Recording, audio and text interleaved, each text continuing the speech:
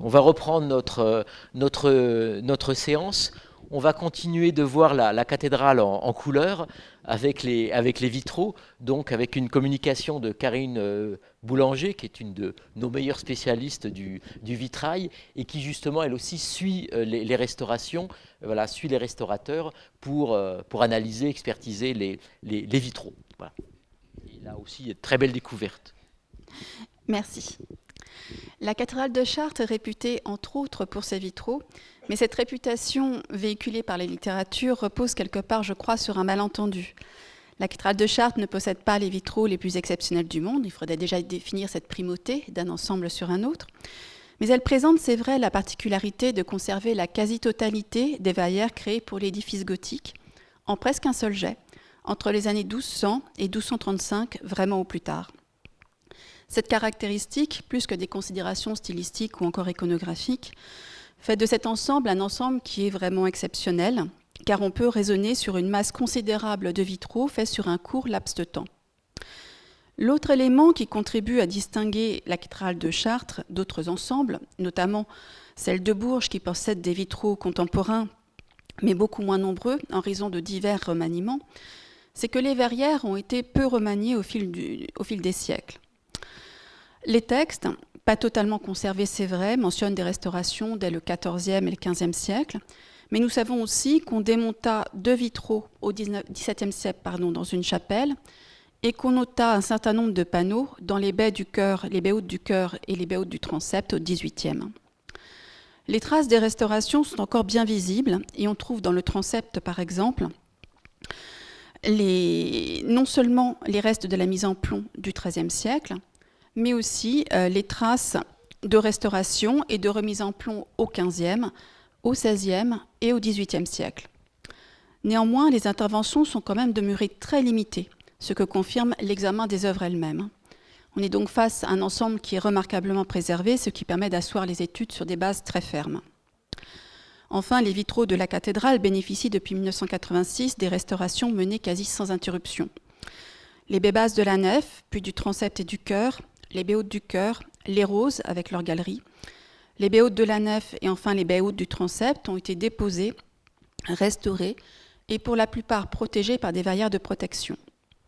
Au cours de ces travaux, les historiens d'art du Corpus Vitraearum ont pu observer les œuvres en atelier grâce à la bienveillance et à l'appui sans faille de la Dragcentre. Cet examen de près a permis de dresser des critiques d'authenticité et de faire de nombreuses observations sur des questions stylistiques ou techniques, dont certaines, il faut le dire, auraient été absolument impossibles depuis le sol, même avec des jumelles. L'étude des vitraux de Chartres peut donc maintenant être abordée de différentes manières. Les phases de vitrerie sont relativement bien calées et très logiquement suivent les phases de l'élévation du bâtiment. Les verrières de la nef, parties basses et hautes, ainsi que les basses du transept ont été réalisées dans un premier temps, puis sont venues les parties basses du chœur, les parties hautes toujours dans le chœur, et enfin les verrières hautes du transept. Ces dernières ont été achevées au plus tard, vraiment au plus tard, vers 1230-1235. Si les textes ont disparu, l'examen des œuvres par Louis Grodecki d'abord, puis Claudine Lautier, 2 chercheurs qui ont tous les deux mis en exergue les caractéristiques stylistiques des différents ateliers qui ont fait ces vitraux, a permis de comprendre comment le chantier s'est déroulé, avec un travail très collaboratif dans les parties basses de la nef. Plusieurs ateliers ont souvent travaillé ensemble sur les mêmes œuvres, voire les mêmes panneaux, puis un travail beaucoup plus individualisé dans le chœur et les baies hautes, où les œuvres se répartissent plutôt en grands ateliers, sans collaboration comme on l'avait dans la nef. Parmi les ateliers, dont certains semblent émerger dans le chœur, l'atelier du maître de Saint-Chéron se distingue. La restauration des verrières hautes du transept est ainsi l'occasion de reprendre l'étude de sa production, non pas sous l'angle pur du style, que sous l'angle du déroulement du chantier de vitrerie, alors que celui-ci arrivait alors à complétion. Cette présentation se base sur les toutes dernières observations qui ont été faites en atelier de restauration, les dernières remontant, je ne mens pas, à la semaine dernière. Il s'agit en quelque sorte d'un work in progress et je tiens à m'excuser à l'avance de l'aspect parfois inabouti des montages et des dessins que vous comprendrez bien, je n'ai pas encore eu le temps de finaliser. Enfin, un choix a été nécessaire étant donné la masse d'observations qui a été réalisée et j'ai préféré laisser de côté les études qui étaient liées à la grisaille qui se trouve côté nord et aux questions des marques de montage qui sont visibles dans la plupart des œuvres. Alors, l'atelier du maître de Saint-Chéron a d'abord été mis en exergue par Louis Grodecki dans un article célèbre de 1978 paru dans la Revue de l'Art. Grodecki s'intéressait en réalité à l'émergence d'un courant stylistique fondamental pour comprendre les arts figurés du deuxième quart du XIIIe siècle, un style dur, caractérisé entre autres par une nouvelle façon de traduire la monumentalité. Grodecki est parti du cas de Chartres et de ses vitraux pour mettre en évidence ce mouvement. Il a pris pour point d'ancrage une verrière des parties basses du chœur, la verrière consacrée à la vie de Saint-Chéron, d'où le nom de l'atelier du maître de Saint-Chéron. Donc une verrière placée côté nord. C'est une verrière qui se distingue immédiatement des autres par sa construction et son style.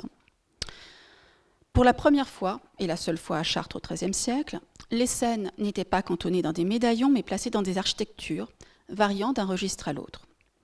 Les personnages se distinguent par leurs proportions massives, avec notamment un large visage, de très grandes mains.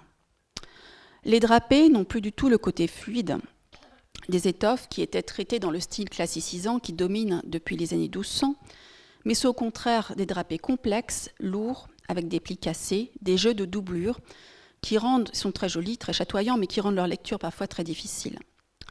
La peinture des visages est marquée par des yeux en bicorne, avec une partie inférieure droite, un nez court et bosselé, et des lèvres charnues. Cet atelier comportait au moins 3 peintres différents, et ces réalisations ne sont pas d'une qualité homogène, loin s'en faut. Néanmoins, on note un goût pour la couleur, et on le verra, un instinct très sûr, quasi infaillible dans le choix des verres, qui contrebalance une exécution qui laisse souvent à désirer.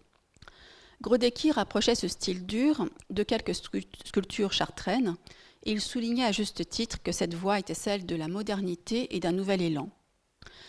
Évident à Chartres, ce style n'a peut-être pas vu le jour sur ce chantier, et le maître de Saint-Chéron n'en est peut-être pas l'inventeur.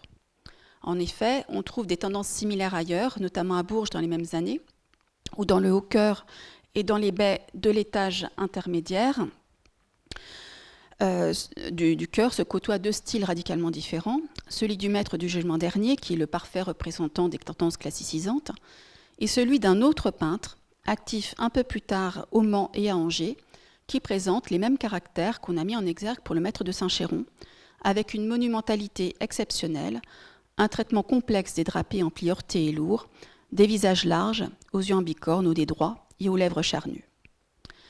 Il ne s'agit toutefois pas du même peintre, ni du même atelier qu'à Chartres. À Bourges, comme au Mans et à Angers plus tard, ce peintre montre aussi un raffinement qui confine parfois au maniérisme, que les peintres de l'atelier de Saint-Chéron ignorent. Généralement, il travaille ses drapés en larges plages colorées, sans les rompre tout le temps par des jeux de doublure ou de parements multicolores, ce dont, au contraire, le maître de Saint-Chéron est incapable de se passer. L'atelier du maître de Saint-Chéron apparaît pour la première fois dans les parties basses du chœur. Il n'a pas participé aux travaux de décoration de la nef. On peut lui attribuer le vitrail de Saint-Chéron, bien sûr, ceux de Saint-Pantaléon, de Saint-Rémy, des vies de Sainte-Marguerite et Sainte-Catherine, de la vie de Saint-Germain d'Auxerre. Il est aussi l'auteur de la plupart des béotes du transept.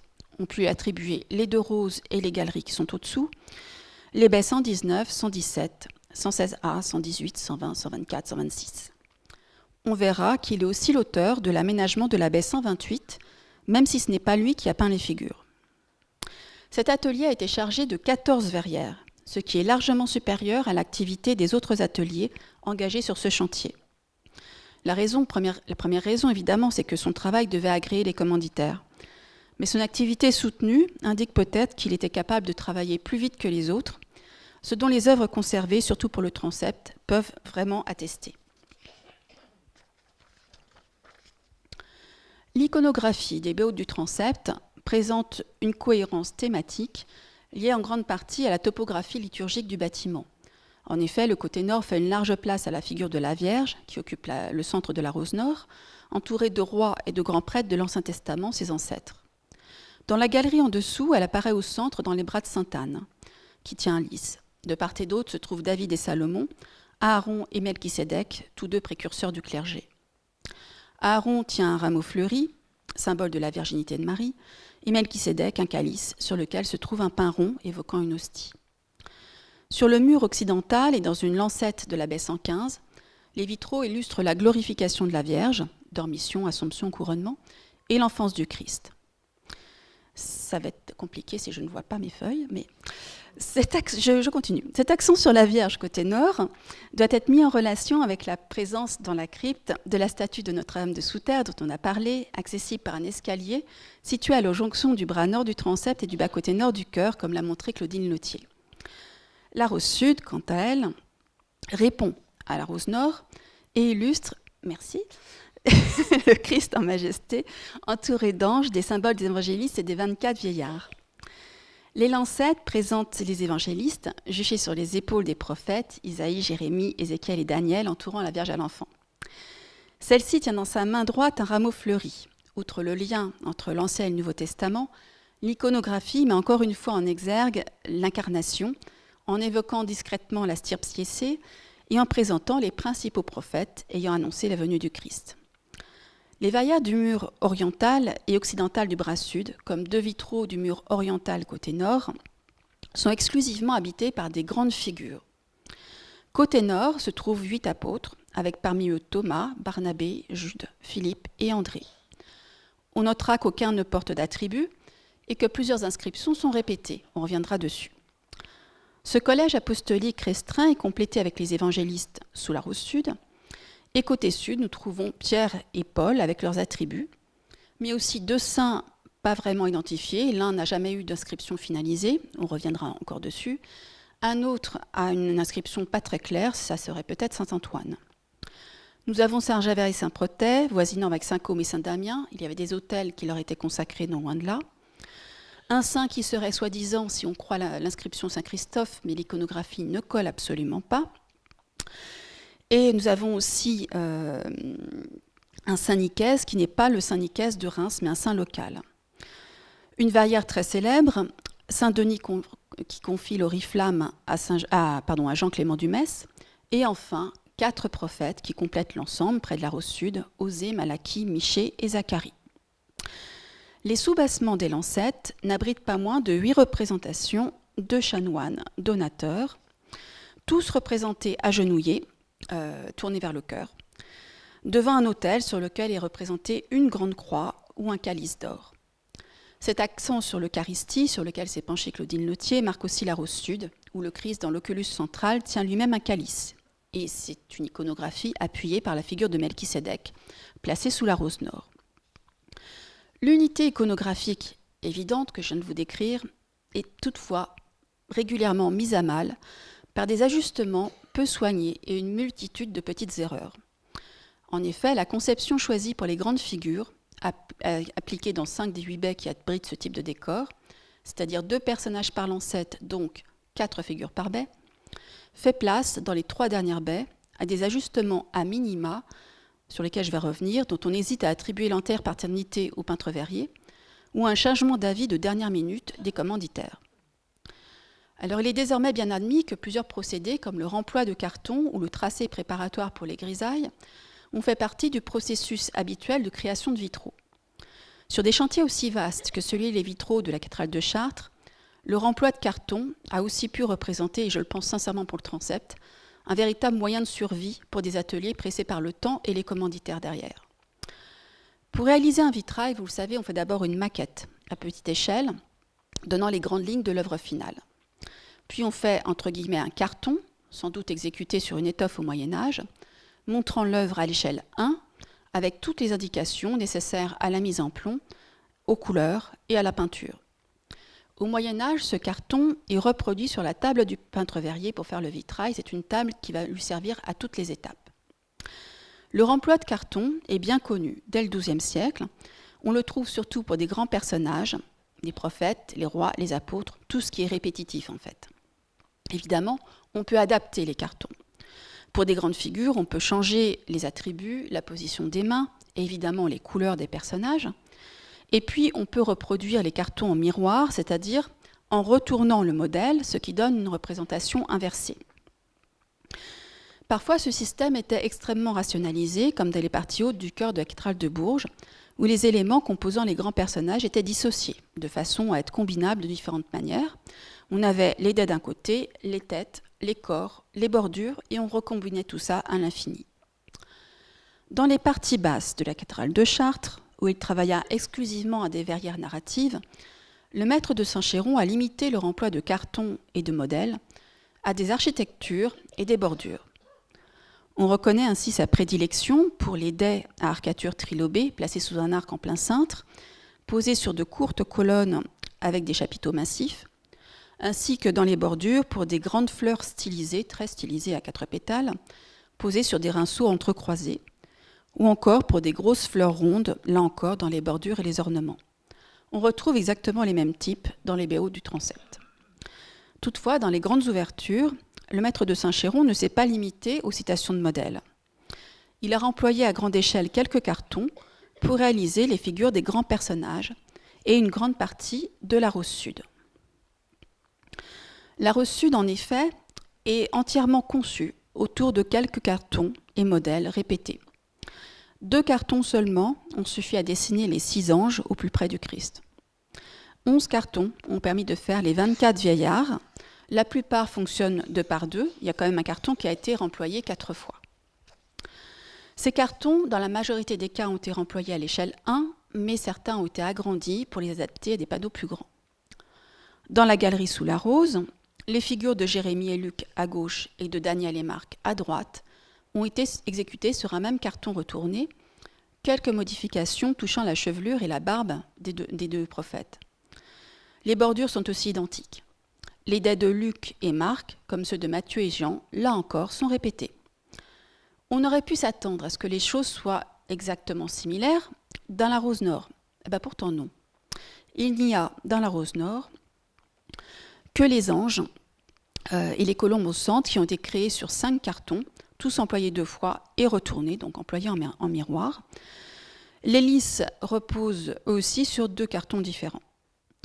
Les rois et les grands prêtres, qui nous paraissent très proches les uns des autres quand on les regarde comme ça un peu de loin, sont individualisés par leurs inscriptions, mais ils sont tous différents en réalité. Il n'y a pas de remploi de cartons ou de modèles.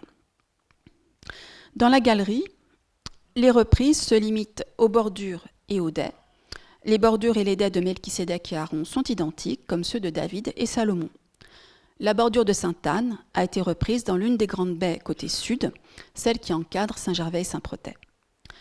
La différence de traitement entre les 2 roses est peut-être liée tout simplement au fait que tous les personnages bibliques sont individualisés côté nord, mais pas côté sud. Les choses deviennent cependant systématiques pour les grands personnages des baies à 2 lancettes. Vous en avez quelques-unes ici. Toutes les figures sont construites un peu de la même manière.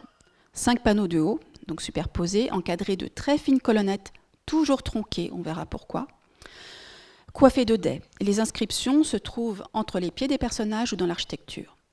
Les dais commencent soit dans le même panneau que la tête, soit dans le panneau immédiatement supérieur. Alors, ces colonnettes sont tronquées. En fait, lorsque les personnages sont placés côte à côte, comme ils doivent l'être en fait, la colonne médiane se reconstitue d'elle-même et les colonnes latérales sont toujours coupées par la bordure. Ce schéma impose donc la juxtaposition des personnages 2 par 2 dans chaque lancette. Les donateurs sont tous placés sous les pieds des personnages, toujours sous 2 panneaux indépendants. Les schémas sont très proches pour les chanoines, mais ils ne sont pas superposables, ce qui indique que ces éléments très proches remontent à un même modèle, mais pas un même carton. Les choses sont toutefois différentes pour les 2 donateurs laïques qui sont placés sous les prophètes dans les baies 120 et 124 qui encadrent la rose sud. Ces panneaux, les 2 donateurs, ont été réalisés sur un même carton, retourné. Mais vous voyez que les proportions sont très tassées, notamment dans le bas des figures. Étant donné que ces figures sont de proportions assez petites, il a fallu remplir l'espace pour arriver à rattraper la hauteur des pieds des prophètes placés au-dessus. On a donc introduit des panneaux d'architecture entre le donateur et les pieds des prophètes pour y parvenir. La raison de cet ajustement de fortune est sans doute à chercher dans le fait qu'il s'agit d'un remploi de modèles qui ont été conçus pour le vitrail juste à côté, la galerie sous la rose sud. Dans la galerie sous la rose, les proportions des figures sont très tassées en hauteur. La barlotière passe au niveau du cou des deux époux. Donc ce sont le comte de Dreux et sa femme avec leurs enfants. Ce tassement des figures s'explique par l'espace restreint qui restait sous les pieds des représentations gigantesques des prophètes soutenant les évangélistes. Mais la largeur des lancettes permettait un développement de l'architecture avec une double rangée de colonnes. Néanmoins, ce sont bien ces deux cartons de la rose sud, enfin de la galerie sous la rose, qui ont servi de modèle pour les figures du bas des baies 120 et 124. On a réduit en largeur l'architecture, on a décalé la barlotière, mais les proportions des figures conçues pour une autre verrière étant trop petites, il a fallu combler l'espace avec du décor. Et nous verrons que ça n'a pas été les seuls ajustements pour ces deux ouvertures qui cumulent pas mal de problèmes. Sur 20 grands personnages, 12 ont été conçus en reprenant plusieurs cartons. Les baies 117 et 119, côté nord, sont rigoureusement identiques jusqu'au choix des couleurs, à l'exception des fonds qui sont alternés. Alors la différence de tonalité, je suis désolée, c'est qu'il y a une photo in situ que j'ai récupérée sur Internet, je n'avais pas le temps de faire un montage, et l'autre photo qui est un montage avant restauration en atelier, donc les conditions de lumière varient énormément. Les baies 120 et 124 dont on vient de parler pour l'ordonnateur reprennent aussi les mêmes cartons, à l'exception d'une tête, celle du personnage tout à droite, qui est Miché. Les dés sont systématiquement répétés pour les personnages qui sont placés côte à côte dans la même lancette. Les figures sont construites de façon similaire, proportions identiques généralement, visage en deux parties, les yeux souvent mis en plomb, le bas de la tunique systématiquement rehaussé d'une large bande d'orfèvrerie et les chaussures agrémentées toujours d'une ligne de parements précieux. Même chose pour les bordures, on retrouve des modèles répétés. Par exemple, on a la même bordure dans les baies 126, 118B, 116A, même bordure dans les baies 117 et 119, et même bordure dans les baies 120, 124. Ça explique en fait que ces personnages conçus par l'atelier du maître de Saint-Chéron nous paraissent donc très proches les uns des autres. Toutefois, l'examen des œuvres montre quelques variations dans le placement des barlotières. Dans le cas de la baie 118, la lancette gauche a été conçue par l'un des peintres du groupe, l'un des plus délicats, en reprenant le schéma général, mais les proportions varient très légèrement, en bas et en haut, et les barlotières ne passent pas au même endroit. Les visages sont moins hauts et le bas des jambes a été raccourci. Ce peintre verrier a voulu remonter le donateur de façon à ce que l'architecture soit directement calée sous les pieds des deux saints. Alors il est possible que le peintre verrier ait mal pris ses dimensions, car cette lancette, dans son état primitif, était en réalité beaucoup trop courte. On a dû l'allonger in extremis en ajoutant une bande ornementale sous la bordure inférieure. Cette bande ornementale est bel et bien du XIIIe siècle. Dans le bras nord du transept, les baies 119 et 117 sont identiques et présentent un panotage assez étonnant avec une grande bande ornementale indépendante identique à la bordure. Cette bande ornementale sert à séparer un peu mieux les figures. En réalité, la conception d'ensemble des figures est absolument identique au reste.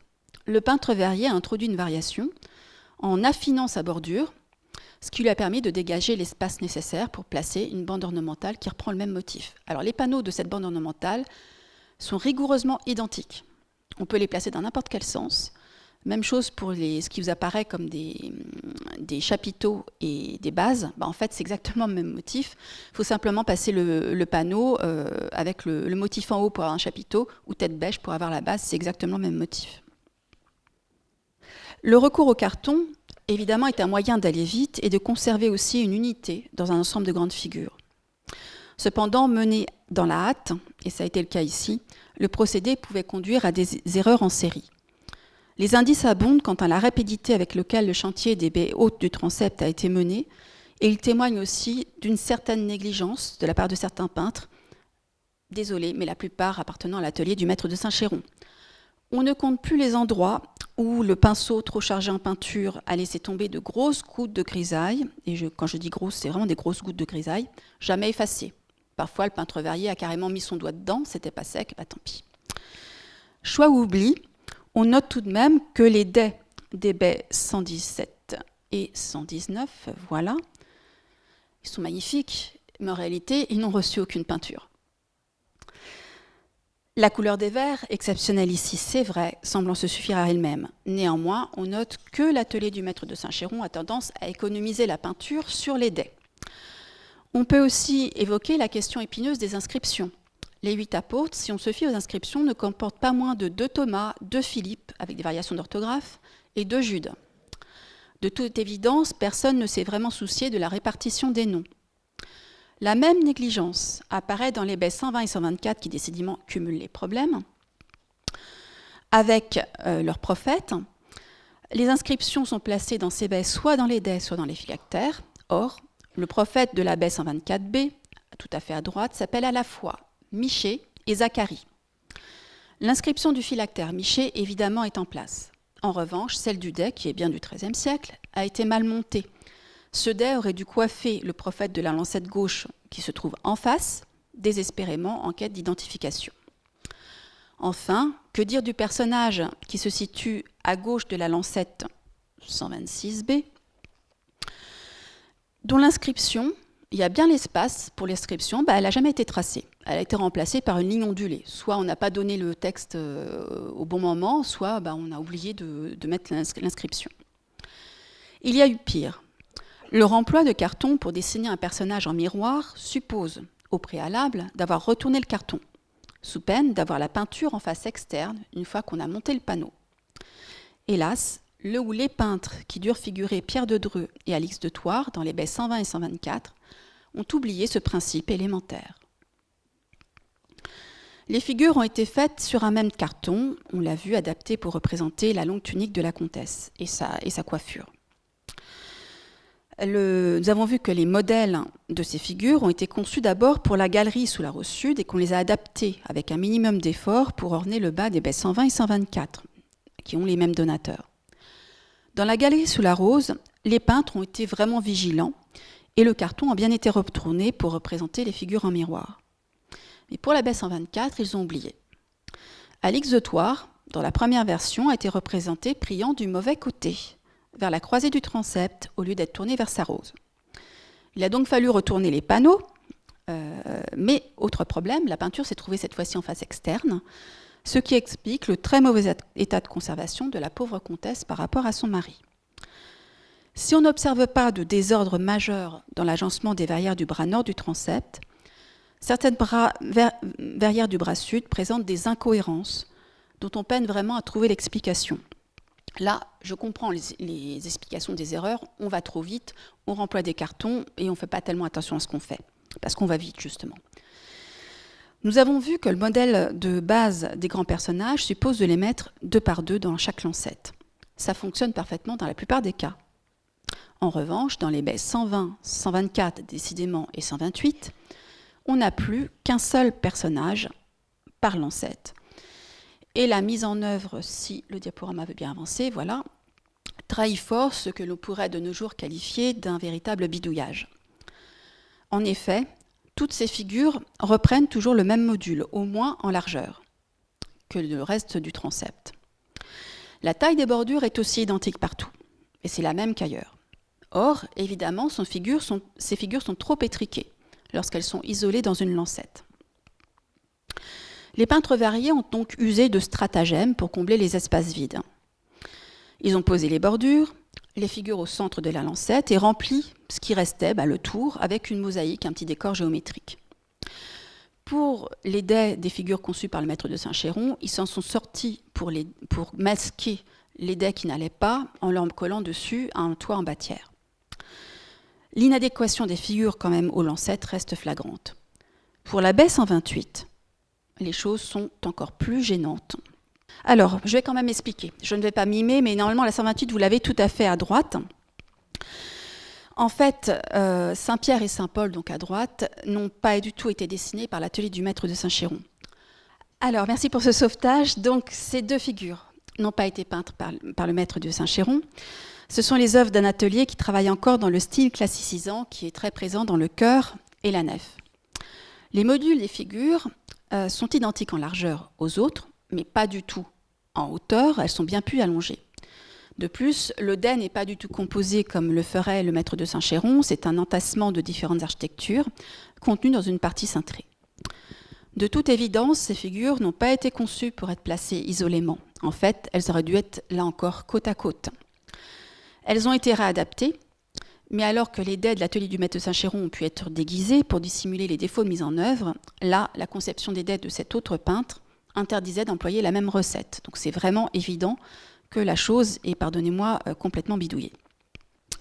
La seule chose qui restait possible était de tenter d'élargir un peu les figures et les dais, en introduisant des colonnes sur les côtés, des tourelles, mais ça n'a même pas été fait de façon symétrique, puisque si vous regardez le détail, eh bien les socles des colonnes ne sont même pas à la même hauteur. Alors, détail intéressant, la mise en œuvre de tout cela n'a pas été faite par le peintre qui a peint les figures, les vitraux étaient prêts. Mais au dernier moment, on a changé d'avis, et c'est le maître de Saint-Chéron, ce n'est pas les mêmes verres pour les parties latérales, c'est le maître de Saint-Chéron qui a ajusté les choses selon la nouvelle conception. Alors, comment est-ce qu'on est arrivé à cette situation? Est-ce que les peintres verriers, pressés par le temps, peu consciencieux, n'ont pas voulu sortir de leur schéma habituel alors qu'ils n'avaient plus qu'une seule figure à placer dans chaque lancette au lieu de deux?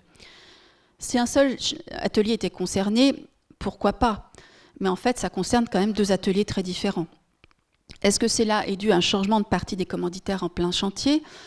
J'ai peine à le croire, mais pour l'instant, je ne peux que constater ces aménagements, ces remaniements expéditifs, sans être en mesure, pour l'instant, de fournir une explication. La même approximation touche aussi deux des baies narratives du côté nord, qui n'ont pas été faites par le maître de Saint-Chéron. En effet, dans la baie 127 à gauche, on a un changement de partie qui a touché les barlotières qui maintiennent les panneaux en place, donc ces grosses ferrures. Les peintres verriers, dans un premier temps, ont projeté l'ensemble avec des barlotières forgées à la forme des médaillons, donc à la forme vraiment des scènes. Mais au final, ce n'est pas du tout l'option qui a été retenue. On a des fers qui sont des fers droits. Les artistes ont donc ajouté un filet autour des scènes, l'ont entièrement badigeonné de grisaille pour qu'ils deviennent opaques. Et ainsi, il évoque visuellement l'effet des barlotières forgées à la forme des médaillons, qui n'existent pas. Dans la baie voisine, la conception très différente des donateurs et des scènes figurées imposait de changer les dispositions des armatures. Dans la partie basse, les bordures sont indépendantes, mais en haut, elles sont cousues aux parties latérales des médaillons. Alors pour garder l'illusion d'une bande verticale, d'une continuité verticale des barlotières entre les bordures et le centre du vitrail, là encore, les peintres verriers, ce sont les mêmes. On plaçait un filet vertical entièrement badigeonné de grisaille pour l'opacifier et créer cette impression de loin d'une barlotière qui se poursuit. Les BO du transept de la cathédrale de Chartres montrent donc l'usage de pratiques bien connues des spécialistes du vitrail, notamment la reprise de carton pour tous les éléments répétitifs, les grands personnages dans les baies à deux lancettes, les personnages non individualisés par une inscription ou un attribut dans la hausse sud, évidemment les ornements, les bordures et les dais. Le concept d'ensemble des grands personnages pouvait être modulé, en particulier dans le positionnement des barlotières, sans que cela ne vienne rompre l'unité du décor des fenêtres. On pouvait donc adapter les cartons et la mise en plomb, changer la position des fers ou varier un petit peu les proportions, mais l'unité restait là. À Chartres, dans le transept, la hâte des artistes est vraiment palpable. Elle est trahie par le manque de soin dans les finitions, par des solutions un peu bancales pour aller plus vite, par des erreurs en série, par des ajustements très mal ficelés. Il ne semble pas que cette hâte soit uniquement le fait d'artistes peu consciencieux, ni même d'un même atelier, parce qu'en fait, elle se voit dans la production de tous ceux qui ont travaillé sur ce transept. Elle doit refléter la tension de la fin d'un chantier majeur et la pression exercée par les commanditaires. Dans quelle mesure cette pression alla-t-elle jusqu'à engendrer une modification du projet global des baies de Lancette? La question reste ouverte.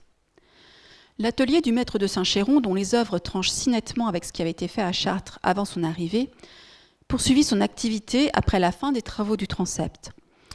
Il a en effet fait partie des équipes qui ont été recrutées pour orner les parties hautes de la cathédrale de Troyes, comme l'a montré Sylvie Balcombery. Le style heurté, déployé par les peintres que l'on regroupe autour de la verrière de la vie de Saint-Chéron, leurs figures massives, leurs coups de pinceau fermes et si peu nuancés, reste cependant contrebalancé par leur sens aigu de la monumentalité et leur goût très sûr de la coloration, qui nous fascine encore 800 ans après la réalisation de ces œuvres. Merci de votre attention.